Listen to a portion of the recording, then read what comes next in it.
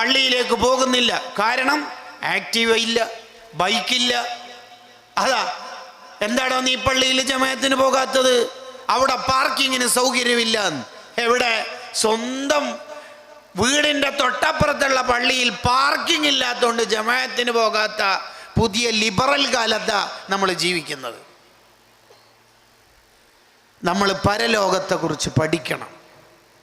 300 വാളുകൾ കൊണ്ട് ഒന്നിച്ച് വെട്ടിയാൽ എത്ര വേദനയാണോ ഉണ്ടാവുന്നത്, ആ വേദനയാണ് ഒരു മനുഷ്യൻ്റെ മരണസമയത്തുണ്ടാവുക എന്ന് മുഹമ്മദുർ റസൂലുള്ളാഹി സ്വല്ലല്ലാഹു അലൈഹി വസല്ലം. സിമ്പിളായി ഒരു ഉദാഹരണം പറയാം.